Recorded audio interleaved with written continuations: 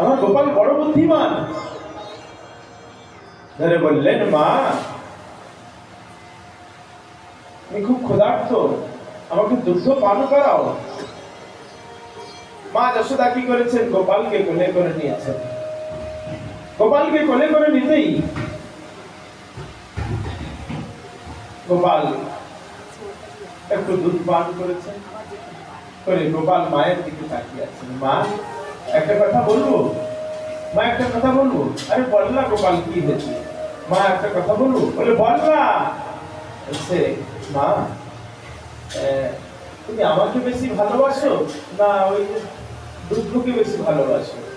আরে গোপাল, তুই যে আমার নীলমণি, তুই যে আমার হৃদয়ের ধন, তোকে যত ভালোবাসি এই সংসারে আর কোনো ব্যক্তিকে, কোনো দ্রব্যকে, কোনো বস্তুকে তত ভালোবাসি।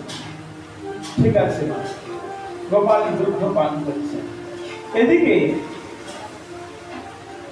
দুধের হাঁড়ি লাইন দিয়ে বসানো, ফুটছে, দুগ্ধগুলো মনে মনে দুঃখ পাচ্ছেন খুব। তুমি আবার ভিডিও আমার দুঃখ। দুধ ওদিকে ফুটছে, দুধের আবার কি দুঃখ? দুধের দুঃখ এটাই, যদি দুধ মনে মনে বলছেন, যদি গোপাল যদি মায়ের স্তনদুগ্ধ পান করে নেয়, স্তনদুগ্ধ পান করে যদি পেট ভরিয়ে নেয়, তাহলে আমাদের দুঃখ, আমরা তো গোপালের সেবায় লাগবো না। অতএব যদি আমরা গোপালের সেবায় যদি না লাগতে পারলাম, তাহলে আমাদের বেঁচে থেকে কিভাবে আগুনে পুড়ে জ্বলে পুড়ে মরাই ভালো। এই বিচার করে দুধগুলো উতলে উঠেছে, আর উতলে উঠে আর আগুনে পড়ছে।